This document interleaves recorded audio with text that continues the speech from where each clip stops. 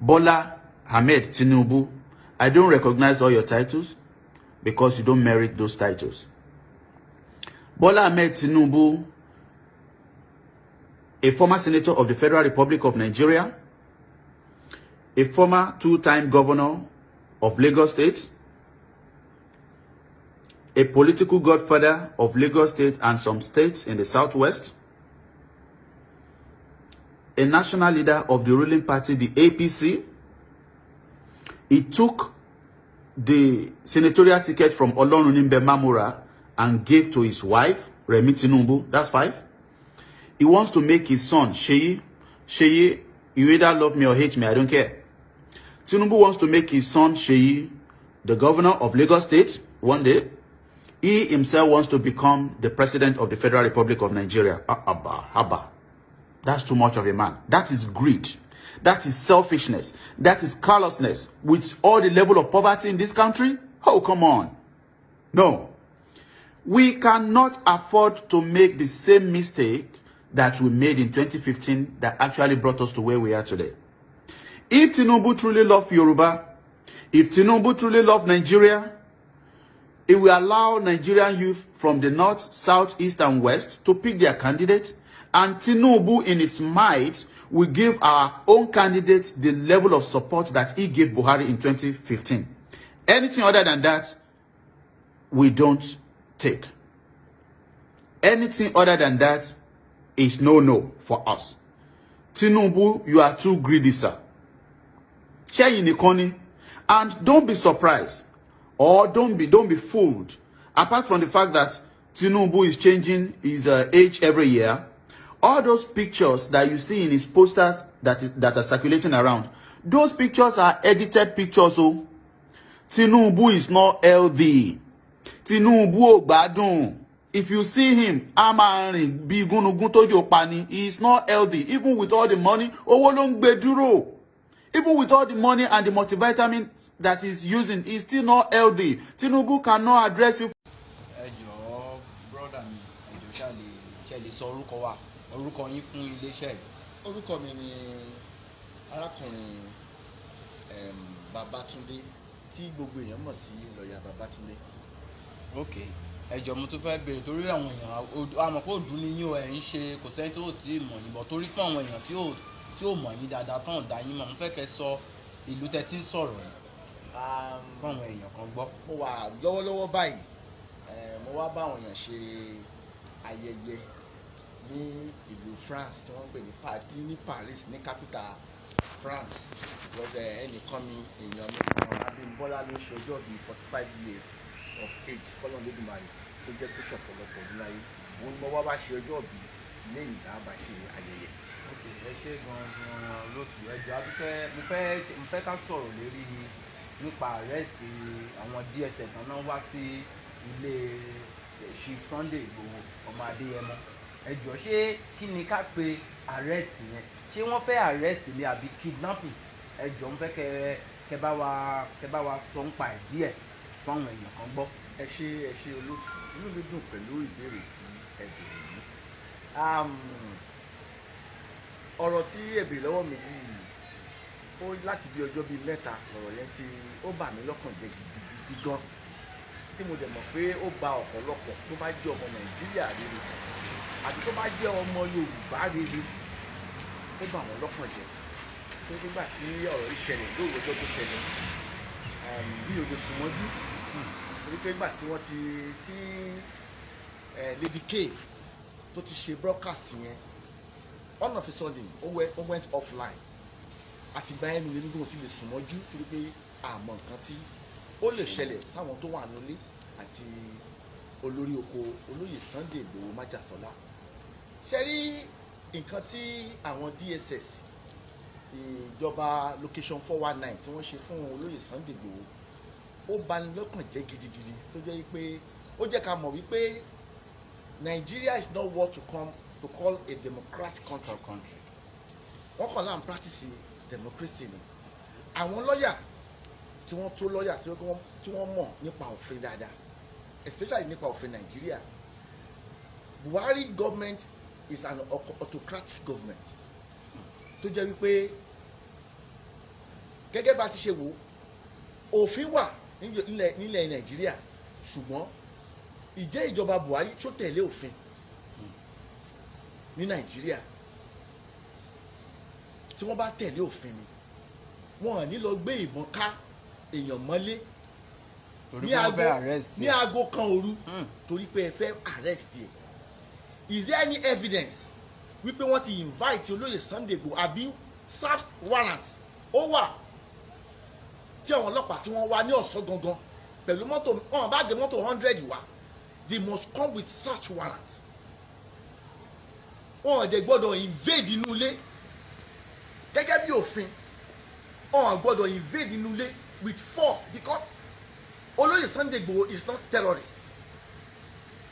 Nǹkan tó fi pèyàn ní terrorist kò sẹ́ni tó máa lóhùn ò mọ́.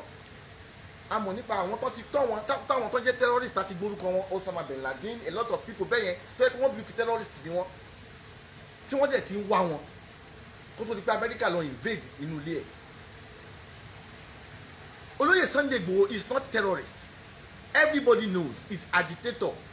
Ó dẹ̀ ti ń ṣe àjìjàgbara yìí for so many years. Tó jẹ́ pé kó tó di pé tiẹ̀ ó ṣe pé ó jáde fún Oòduà nation gan àjìjàgbara ọ̀tọ̀ ọmọ ìlú aráàlú ni nílẹ̀ Yorùbá. Tó jẹ́ pé ẹni tí wọ́n bá fẹ́ rẹ́ jẹ Olóyè Igboho kọjá rẹ̀ jẹ kó tó di pé wá wòye pé ìyà yìí tiẹ̀ ti pọ̀ jù nílẹ̀ Yorùbá. Kí wá ló dé? Kí ló lè Sunday Igboho ṣe fún yín? Tí ìbá ń ṣe wípé ó lọ́wọ́ kan àdánù, tí ìbá ṣe pé ó lọ́wọ́ àbọ̀dénú, mo dúpẹ́ fọlọ́run pé olóyè Sunday Igboho kò ń ṣe pé ó ti di ẹni àgbégbè lónìí. Ìta àbá ń sọ ìkọlà àbá máa sọ. Ṣé tó lóyè Sunday Igboho bá ti kú? Ṣé bí ilẹ̀ Yorùbá ṣe máa dákẹ́ rọ́rọ́ rè? Gẹ́gẹ́ bí mo ṣe nífẹ̀ẹ́ olóyè Sunday Igboho tó, mo dúpẹ́ pé ó wà láàyè kò dòkú o. Gbogbo tí ìjọba location 419 ṣe pátápátá ó wà barbaric. Tẹ mú ọmọ ènìyàn àwọn tó agitate tẹ pa wọ́n dànù lórí pé wọ́n ń béèrè ẹ̀tọ́ wọn. Kò dẹ̀ sí ìjọba tí ó ti ń jẹ ní Nàìjíríà yìí tá a fẹ́ sọ wípé ó le tó ìjọba Buhari. Kí ló dé tó jẹ́ pé àwọn èèyàn lè béèrè fẹ́tọ́ wọn tìlú bá rójú tìlú bá tò kí ló fẹ́ fa aráàlú tó ló fẹ́ máa agitate fún àwọn fẹ́ kúrò láàrin Nàìjíríà. Oríṣiríṣi nǹkan la ti ń gbọ́ láti gbà tí ọ̀rọ̀ olóyè Sunday Igboho ti ṣẹlẹ̀. Wọ́n ní politician ni ẹ jẹ́ ká dúpẹ́ fọlọ́run tó lóyè Sunday Igboho bá tiẹ̀ jẹ́ politician tó rówó nínú politics ó wá wò wípé a lè máa bá lọ báyìí. Èèyàn mélòó ló lè ṣe bẹ́ẹ̀ nílẹ̀ Yorùbá? Èèyàn mélòó kó dìde kó nawọ́? Ṣé mọ tán pè ní ìgbádùn? Tí èèyàn bá rí ìgbádùn ọjọ́ kan á gbàgbé ìyà ogún ọdún. Kò dẹ̀ sẹ́ni tó ń gbádùn láyé tó máa ló fẹ́ padà sínú ìyà. Olóyè Sunday gbádùn ni ìgbádùn ó ní ọlá ó ní ọlà ó ní ọrọ̀. Bẹ́ẹ̀ làwọn èèyàn jàǹkànjàǹkàn nílẹ̀ Yorùbá tí wọ́n ní ọrọ̀ tó ní ọlá ṣùgbọ́n wọ́n fẹ́ kúrò nínú ọrọ̀ yìí wọ́n fẹ́ kúrò nínú ọlá yìí. Bàbá ẹ̀ wá dìde ó wò pé òun jẹ́ lóòótọ́ òun mú but gbogbo àyíká ẹ̀ ó rí i pé kò tù sí ètò tó péye ń bẹ̀. Ọ̀dájú lẹ́yìn politician Nàìjíríà, ọ̀dájú lẹ́yìn politician ilẹ̀ Yorùbá. Most of you ló wá sí Europe, ló lọ sí America, ló lọ sí London. Ẹni bíbẹ̀ ṣe rí ordinary hospital tó dáa àní. Ṣé Nàìjíríà ò lówó ni?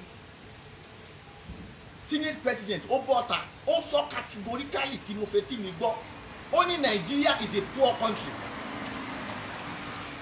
What do you expect from a third citizen of a country to tell you that his country is very poor when we are enriched with petroleum crude oil? We have good soil for agriculture. We are endowed with crude oil. None of the reserve none of this thing is working again. And you said you are poor. I'm asking you people in Nigeria, we people in Yoruba land, is Nigeria poor? Or are they deceiving us? Ṣé wọ́n tàn wá ni? There are some countries they don't have any resources. Kini Kútọ́nù ní? Kini Kútọ́nù ní? Kini Ghana ní? Ládẹ̀ ń gbádùn. Tí wọ́n dẹ̀ ìlú Áfíríkà mélòó ni òní náà? Gbogbo West African countries abáni kàmákà láti Kútọ́nù, Ghana, Togo, èwo ni òní náà? Tí gbogbo wa dẹ̀ ń kúrò láti Nàìjíríà tá à ń lọ bẹ̀, ta ni a fẹ́ lọ gbádùn. Ẹ tó wá fẹ́ já irọ́ mi kó lọ sí Kútọ́nù. Tó bá ti dé Kútọ́nù, tó bá lọ́jọ́ mẹ́ta ń bẹ̀, tí ò bá gbádùn náà kó ní irọ́ ni mò ń pa. Tó bá ti dé tó ti kúrò ní Europe báyìí tó ti fẹ́ dé Nàìjíríà tó ti wà ní plane tó bá ti wò lẹ́lẹ̀ báyìí gbogbo ẹ̀ ti máa ṣọ́ọ̀kùn ni. And you said Nigeria is a very poor country, but you need to borrow money from outside to infrastructure Nigeria, láti dá infrastructure sílẹ̀ nínú Nàìjíríà ká lè gbé ìgbé ayé rọrùn. Kí wá láǹfààní crude oil ta ní? Kí lè fi crude oil yẹn ṣe? Ṣáàtì gbàgbé agriculture ní ta fi tán tí àwọn Awólọ́wọ̀ fi kọ́ cocoa house nìbàdàn. Ẹ mọ iye Oòduà investment tí àwọn Awólọ́wọ̀ fi sílẹ̀ kó tó di pé gbogbo ẹ̀ wọ́n bà gbogbo ẹ̀ jẹ́. Ó wá di sin yìí sọ pé Nigeria is a very poor country. When tó sọ pé Nigeria is a kí lè expect tí Nigeria bá ti poor ìyá máa jẹ ẹyẹ jẹ wà ní ìlú ni. Ẹ̀yin olóòtú mo jẹ́ kó yé wípé arrest tí wọ́n arrest olóyè Sunday Igboho is very barbaric, ó dẹ̀ lòdì sí òfin gẹ́gẹ́ bí mo ṣe gbọ́ gẹ́gẹ́ bí mo ṣe mọ̀. Olóyè ẹ jọ̀ọ́ ẹ má bínú lẹ́ẹ̀kan sí mo tún fẹ́ béèrè ìbéèrè kan sí ẹ jọ̀ọ́ kí ni ìmọ̀ràn owó àbí kí ni ìgbọ̀njú wo lẹ lè gba àwọn ọmọ Oòduà? Ṣé ká padà sẹ́yìn ni àbí ká sì máa continue pẹ̀lú protest nípa fẹ́ gba Oòduà nation lọ? Ẹ ṣe olóòtú wọ́n ní olóyè Sunday Igboho ti gbìyànjú o. Ẹ ń bá wa sọ wípé kò ṣeé tán kóun náà bọ́ síta kó já àárín tóun fẹ́ ṣe. Mo wá ti rí bẹ́ẹ̀ pé èyí tó kù ti wá kù sọ́wọ́ àwọn ọmọ Yorùbá báyìí o. Ó ti kù sọ́wọ́ ọmọ káàárọ̀ oòjíire. Tó bá wù wá ká mú ṣòkòtò wa ká san gírí. Ó ti ṣèwọ̀n tó lè ṣe. Tí Oòduà nation bá wù yín gbà ẹ̀yin aráàlú tẹ́ ń jìyà tí wọ́n ń jáde lórí tó bá ti wá wù yín kẹ́ ẹ jáde kẹ́ ẹ bẹ̀rẹ̀ fẹ́tọ̀ yín. A ti mọ̀ yín pé àtìlẹ́yìn tó ṣíwájú wọ́n ní aṣíwájú ogun òun lógun dojú kọ. Ogun ti dojú kọ báyìí o. Ó wá kù sí ọwọ́ àwa ọmọ ilẹ̀ Yorùbá ọmọ ilẹ̀ káàárọ̀ oòjíire. Ẹ kóra yín jọ. Ẹ kóra yín jọ ní mẹ́wàá mẹ́sàn-án ní thousands ní million. Ẹ jáde síta ẹ bèrè fọ́tẹ̀ ọyín. Ẹ má rò wípé olóyè Sunday Igboho torí pé nínú Yorùbá la ti ń oríṣiríṣi kan àwọn àfáà àwọn oríṣiríṣi àdìsúnà wọ́n sọ tiwọn. Wọ́n ní gbogbo tó lóyè Sunday Igboho ṣe tó Igboho ń ṣe ó tó ń ṣe fúnlẹ̀ Yorùbá ó lòdì ẹ̀sìn àwọn mùsùlùmí pé ẹnìkan kan gbọ́dọ̀ bó lórí jà bẹ́ẹ̀ làwọn kìrìsìtẹ́nì náà sọ tiwọn. Tó bá ti wù ẹ̀yin ọmọ Yorùbá ẹ dìde ẹ jáde ẹ bèrè fẹ́tọ̀ yín lọ́wọ́ àwọn ìjọba. Bọ̀ wípé ẹnìkan gbogbo tó lóyè Sunday ṣe fún wa láti jọ ìjọ yìí mi rí bí ẹ wípé ọ̀pọ̀lọpọ̀ àwọn ọmọ Yorùbá wọn appreciate ẹ̀ nítorí wípé wọ́n rí wípé ṣóò nìkan ni ṣòro pé òun lágbára ni bẹ́ẹ̀ tó lọ́wọ́ ọba pa ẹ̀dá kan ò lè pa. Mo dúpẹ́ pé ó wà láàyè báyìí o. Wọ́n fi Sunday Igboho wọ́n fi ṣẹ̀sín wọ́n jẹ́ kó ṣẹlẹ́yà. Tí ìbá ṣe wípé ó kù agbára ó tó agbára Ọlọ́run dẹ̀ wà lẹ́yìn olóyè Sunday Igboho wọ́n bá pa lọ́jọ́ náà. Wọ́n bá pa ẹ̀ ń bá wá ní pé olóyè Sunday Igboho ò ṣètò kó náà bọ́ta kó ṣe ìdá kan nínú ìdá mẹ́wàá tí olóyè Sunday Igboho ṣe. Látọ́ wá mọ̀ wípé nǹkan ju nǹkan lọ. Ẹ̀yin ọmọ Yorùbá ó wù mí ká tẹ̀síwájú lórí ọ̀rọ̀ agitation yìí. Tẹ́ bá wọ Nàìjíríà nígbà tí wọ́n jà fún ọmọ ọdún kan gbogbo àwọn ọmọ ìlú lọ jáde gbogbo àdúgbò kún. Ọwọ́ àwọn ọlọ́pàá gan ká mọ́ tó pé èèyàn mélòó ló fẹ́ rí. Mo tó bá ti jẹ́ pé wọ́n fẹ́ ṣe rálì èèyàn 10 èèyàn 15 lọ rí bọ̀tán ní gbogbo àwọn ọmọ kéèké àwọn abiyamọ tán jáde gbogbo àwọn obìnrin bóyá wọn máa wà ní òhò ní o bóyá wọn máa wọ pàǹtì nìkan ní o tí gbogbo wọn tútọ́ tí wọ́n fẹ́ wọ́n máa yìnbọn pa àwọn obìnrin ni ẹ jẹ́ káwọn obìnrin bọ́ síwájú. olóyè gẹ́gẹ́ bí nǹkan tí mò ń béèrè lọ́rù rally tí àwọn ará Èkó tán ní kò ní ṣeé ṣe gẹ́gẹ́ bí ní àná a dúpẹ́ pé ó ṣe ṣe torí ẹ sọ̀rọ̀ nípa àwọn obìnrin a rí i pé àwọn obìnrin ló kọ́kọ́ jáde báyìí ìgbìyànjú wo àbí advice wo lẹ ní fún àwọn ọmọdé torí tí àwọn ọmọdé bá tún jáde kí ọmọléèwé ẹni tó ń ṣiṣẹ́ ìjọba ẹni tó ń tajà lórí a gbọ́ pé gbogbo nǹkan ló gbówó lórí báyìí. ẹ ṣe olóòtú ló nílò a ti rí wípé tá a bá fẹ́ ṣe rúdálì bẹ́ẹ̀ yẹn gẹ́gẹ́ bí n tí ọ̀gá ọlọ́pàá Èkó sọ ó ní lẹ́tà tí wọ́n kọ ṣọwọ́ sí ọ̀gá ọlọ́pàá ní ọ́fíìsì àwọn wọ́n ní lẹ́tà yẹn ò kún tó bóyá wọ́n fẹ́ ká máa state gbogbo rally tá a fẹ́ ṣe ni o àwọn èèyàn tá a fẹ́ wá síbẹ̀ ni o rally o ìyẹn ò lè mọ èèyàn tó wá sí rally there is what they call the difference between a rally and a protest. Everybody know ló mọ̀ when you are doing rally ẹ ń polongo ni ẹ sì ń polongo ni pé ok à ń polongo àfẹ́ kan báyìí o àfẹ́ kan báyìí o tí ìjọba Nàìjíríà bá jẹ́ ìjọba Buhari bá jẹ́ ìjọba tó dáa kí ló dé tí òfin lè pe ẹ fi lọ ẹ̀yin lẹ lọ bá wọn boko àwọn bandits Buhari sọ kò lè lóun ò mọ̀ sí nígbà tí Gumi lọ bá àwọn bandits kò lè lóun ò mọ̀ sí kí ló dé tí wọ́n fi yẹ̀yàn kan ní federal tó máa lọ jókòó pẹ̀lú àwọn professor Banji Akintoye tó máa jókòó pẹ̀lú àwọn Sunday Igboho tó máa jókòó pẹ̀lú àwọn Nnamdi Kanu tó máa jókòó pẹ̀lú tó máa ṣe big conference lórí ọ̀rọ̀ Nàìjíríà aláwọ̀ wọn láti jókòó pẹ̀lú wọn bóyá lè jókòó pẹ̀lú àwọn bandits tó máa display ìbọn oríṣiríṣi machine gun ẹ̀jẹ̀ máa jókòó sí wọn láàrin ẹ̀jẹ̀ máa bá wọn negotiate but nítorí pé àwọn eléyìí wọn ní ìbọn mélòó ló wà lọ́ba lọ́wọ́ lọ́ba ní ilé Sunday Igboho so àṣefẹ́gbẹ̀gbọ̀ pé ìbọn tó ń display fún wa ìbọn yẹn ibẹ̀ náà ti kó àwọn bandit tó yẹ pé bazooka náà máa kó kalẹ̀ báyìí tí Gumi máa wà lẹ́gbẹ̀ẹ́ wọn ṣe nǹkan kan sí yẹn kó yẹ lọ sí fẹ́ sàbújá kẹ lọ display màá rí Gumi rí wọn báyìí wọ́n jọ sọ̀rọ̀ lọ kó wọn àti Gumi kẹ kó wọn pọ̀ kẹ kó wọn lọ sàbújá ó ṣe wá jẹ́ pé ti Sunday Igboho lẹ lọ mú kó pààyàn náà kó kidnap bandit à kidnap tẹ̀lé mọ̀ ìmọ̀ràn tí mo fẹ́ gbà ni pé bóyá o káwọn tó bá mọ̀ ẹ́ pé àwọn Yorùbá nation àwọn fẹ́ kọ́ máa fọdún Sunday kọ́ máa fi rúgbó mọ́ kọ́ máa fi rúgbó mọ́ ó ti ṣèwọ̀nba tó lè ṣe olórí sì ni ọkùnrin ni orúkọ ẹ̀ à lè gbàgbé ẹ̀ nílẹ̀ Yorùbá ọmọ tá a bí lónìí tá a tún máa bí orúkọ Sunday Igboho yóò mọ wà láyé àti láéláé ni nítorí pé Sunday Igboho tèmi mọ̀ àtẹ̀lé ni má rápadà ni ó máa ní àwọn àìdálẹ̀ ń bí o ọ̀rọ̀ tó máa sábà tẹnu ìjáde nìyẹn àìdálẹ̀ ń bí o ṣùgbọ́n ìsìn wá ń kọ́ àwọn tí lórí ọ̀rọ̀ Oòduà nation oríṣiríṣi kàńdá ló ti wọnú ẹ̀ lórí pé wọ́n fẹ́ suppress Sunday Igboho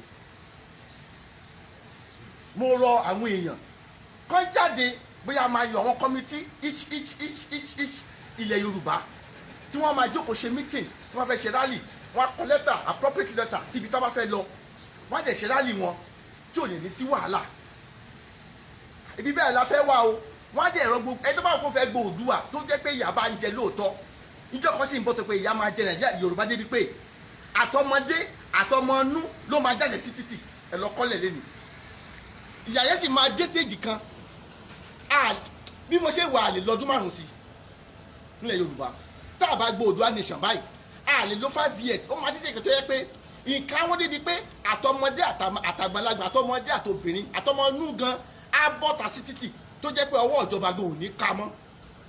ẹ ṣé púpọ̀ ọ̀gbẹ́ni lọ́ọ̀yà Túndé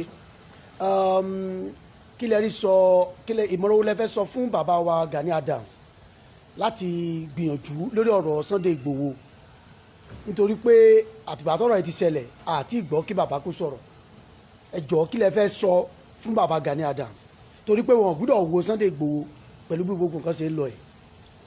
ẹ ṣe olóòtú ààrẹ wa Ìbà Gani Adams lóògùn ọ̀fẹ́ mo kí wọn kú iṣẹ́ takuntakun wọn kú iṣẹ́ ìlú wọ́n ní wọ́n ní yìnyín kẹ́ni ó ṣe mí mo yìn wọ́n o mo kí wọn o wípé wọ́n kú iṣẹ́ ìlú ṣùgbọ́n téèyàn bá ṣiṣẹ́ ìyẹn máa ṣe níbi pé ìyẹn máa ń gboríyìn ni Sunday Igboho ti ṣiṣẹ́ níbi pé àti rí pé àti àgbóríyìn fún nítorí pé ẹni tó bá fi ẹ̀mí ẹ̀ lélẹ̀ ní battle line ní battlefield akọni ni mo dẹ̀ kí àwọn akọni tí wọ́n ti kọjá lọ irú ọmọ tán ni wọ́n pa ní rally lánàá akọni ni akọni ilẹ̀ Yorùbá akọni lọmọ tó pa gbogbo ẹni tó bá ti pa ní rally yìí akọni ni àwọn tó jẹ́ tí ibùn tá a bá gba Oòduà nation gbogbo àwọn tó ló yẹ kán ya ọjọ́ kan sọ́tọ̀ sí tó gbọ́dọ̀ máa fi ṣe ayẹyẹ fún wọn nílẹ̀ Yorùbá tó máa fi ṣe ìrántí wọn ẹni tó bá gbébọn ẹni tó bá ti tó bá lọ akọni ni ẹjẹ́ àkí ẹjẹ́ káyìn ilẹ̀ Yorùbá a máa ń sáfógun ni kì í ṣe ìsìn ní mo sọ ayé àtijọ́ Yorùbá ò kì í sáfógun bọ́ ìsìn àwọn èèyàn máa ń sá ni mi ò fẹ́ kú mi ò fẹ́ kú Yorùbá lè pàwọ́ olóko wo ni mi ò lè wá kú kò lè joyè lé bàbá ẹ̀ kò sẹ́ni tó fẹ́ kú èmi rọ Ìbà Gani Adams wípé gbogbo ìgbésẹ̀ tó bá wà níkàáwọ́ wọn gẹ́gẹ́ bí ọmọ Yorùbá gẹ́gẹ́ bí olórí tá a fi wọ́n ṣe tí gbogbo Yorùbá sì mọ̀ wípé Ìbà Gani Adams Ààrẹ Ọ̀nà Kakanfò ṣé ẹ mọ̀ túmọ̀ Ààrẹ Ọ̀nà Kakanfò ṣá nílẹ̀ Yorùbá olórí jagunjagun ni #1 warrior tó bá dẹ̀ mú kan nínú àwọn ọmọ Ààrẹ Ọ̀nà Kakanfò kò ní jókòó kò ní sùn gbogbo agbára tí ààrẹ bá ní bóyá ààrẹ máa tọ gbogbo ọ̀wọ́n first class ọba tó máa bẹ̀rẹ̀ sí wọ ọ̀dọ̀ wọn one after the other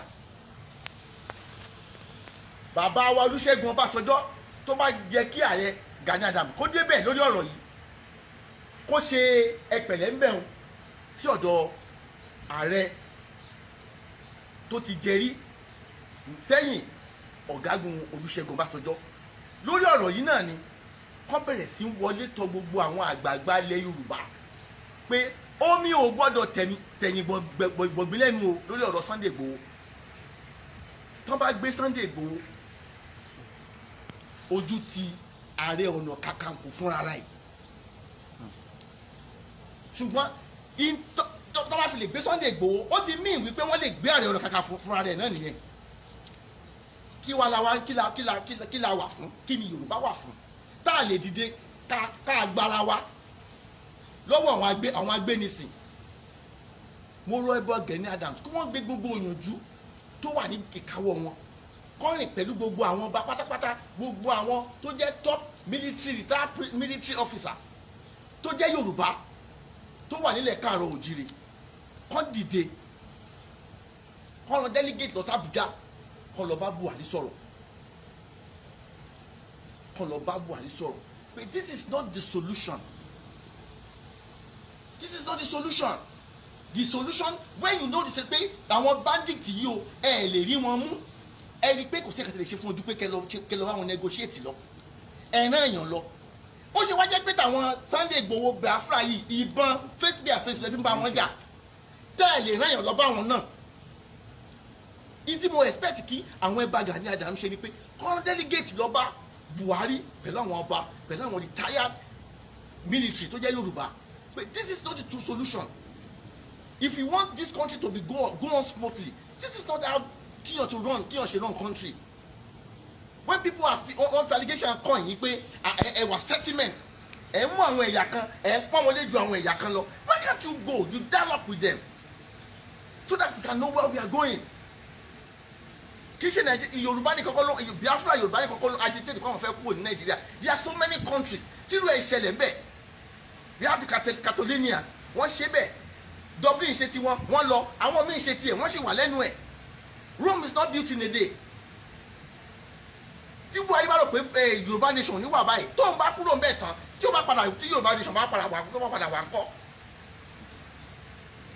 kò dẹ̀ sẹ́ bó ṣe wà lórí oyè yẹn ìjọkànjọkàn ló máa fìbẹ̀ sílẹ̀ agbára máa tánjọ́ kan agbára mo jẹ president mo jẹ governor ìjọkànjọkàn báyìí ni ẹ máa fi sílẹ̀ gbogbo àwọn security tó ń tẹ̀lé wọn káàkiri nísìn mélòó ló máa tẹ̀lé wọn mọ́ Ọbásanjọ́ nísìn is working freely sójà mélòó ló ń tẹ̀lé Ọbásanjọ́ gbà tó dàbí ìgbà tó wà ní orí oyè kò dà bẹ́ẹ̀ mọ́ ìyẹn ló yẹ káwọn àwọn president yìí kọ́ máa ronú pé àwọn máa fi bẹ́lẹ̀ jọ kàn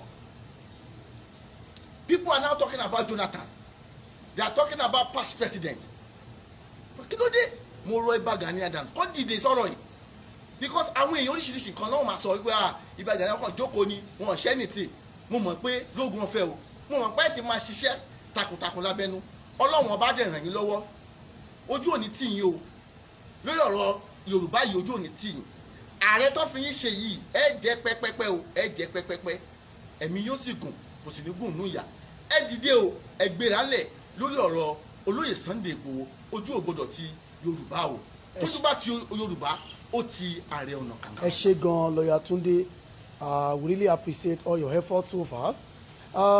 Ìmọ̀ràn wo lẹ fẹ́ sọ fún bàbá wa Sunday Adéyẹmọ Ìgbòho nítorí pé láti bí ọjọ́ mẹ́ta báyìí àti ẹ̀ gbóhùn bàbá ipò lẹ́rù kí wọ́n lè wà àti pé kí lẹ́rù pé a fi lè appreciate tí Yorùbá fi lè appreciate gbogbo wàhálà tó ń dá sí wọn lọ́rùn yìí. ṣe rí ní ti Yorùbá mo dúpẹ́ lọ́wọ́ yín fún kọ́ṣẹ́ tẹ̀bẹ̀ lọ́wọ́ mi yẹn mo mọ̀ pé lórí Sunday Igboho ó wà òkè mo dẹ̀rù pé bóyá ó fara gba ọta kankan mo dúpẹ́ fún yẹn kò sí wàhálà everything ó wà in order is in place. Okay. But wọ́n ní ọdẹ tó bá rogun ológun tó bá rogun tó bá bọ̀ òun ló ń pè ní dáńpé jagunjagun gẹ́gẹ́ bí bàbá mi kan ẹlẹ́bùúbọn ó ní mi mọ̀ bó ṣe pòwe yẹn bàbá yẹn jẹ́ kó yé wa wípé bàbá ẹlẹ́bùúbọn yẹn jẹ́ kó yé wa wípé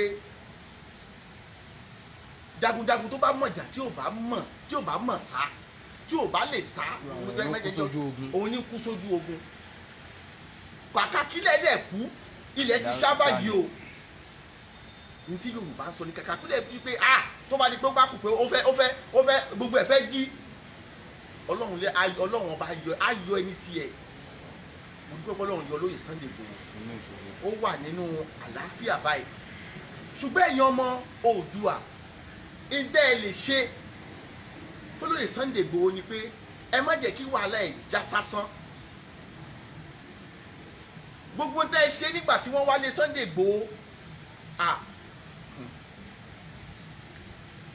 ó bani lọ́kàn jẹ́ àwa ọmọ kó má tẹ̀lé sí short rally bò mo dúpẹ́ lọ́wọ́ yín pé wọ́n ṣe ní ká má wá sẹ́kọ̀ọ́ àwọn èèyàn sì tún gbìyànjú wọ́n wá sẹ́kọ̀ọ́ mo dúpẹ́ inú olóyè Sunday Igboho náà máa dùn inú àwọn èèyàn tó tí ó wà fún agitation yìí inú wọn máa dùn mo rọ̀ wá gbogbo àwọn ọmọ Yorùbá ẹ bá fẹ́ kí inú olóyè Sunday Igboho dùn ẹ jẹ́ ká sì máa continue láti máa jẹ́ kó yé àwọn ìjọba yìí wípé this is what we want ní sè Yorùbá ò ní sè tabakan tara wa jẹ ni bẹ́ẹ̀ náà ní gbogbo categories offices tó wà àwọn hierarchies tó wà Yorùbá ò ní sè kò sẹ́ni tí ò mọ̀ immigration ní custom ní navy ní gbogbo wọn lálálálá ní gbogbo wọn everybody Fúlàní Haúsá Fúlàní Afúlà everybody kí wàá la fẹ́ ṣe ẹ̀yin ọmọ Yorùbá tẹ́ ẹ̀ bá fẹ́ káwọn ọmọ Yorùbá ẹgbẹ́ wa tún máa yí bó Sunday Igboho wípé sọ́tàn tẹ̀bá àwọn tó ń tẹ̀lé lẹ́yìn wọn lè sọ̀rọ̀ mọ́ ẹ jẹ́ ká sì máa bó ṣe community la máa yàn káyọ̀lì yẹn sì máa lọ tábà fẹ́ lọ sí each state tábà fẹ́ lọ fún rally kọ́ máa kọ lẹ́tà sáwọn ọlọ́pàá tó bá wà bẹ́ẹ̀ pé à ń bọ̀ o àdẹ state kàtà fẹ́ wá ṣe ibi tá fẹ́ wà ká state gbogbo ẹ̀ pé kò ní sí wàhálà láti gba ìyọ̀ǹda fún rally tábà fẹ́ ṣe ọ̀rọ̀ mi ò jù báyẹn lọ. ẹ ṣé gan Mr. Tunde, God bless you, we really appreciate your effort and we promise to update you more because we're moving across the Europe right now. PFM right now in Paris, in France, so we'll be moving straight down to UK by God's grace. We update all our viewers and our audience for any update so far. Thank you so much, Mr. Tunde, and we really appreciate all your effort. Kí Ọlọ́run kó fún bàbá wa Sunday Igboho ní.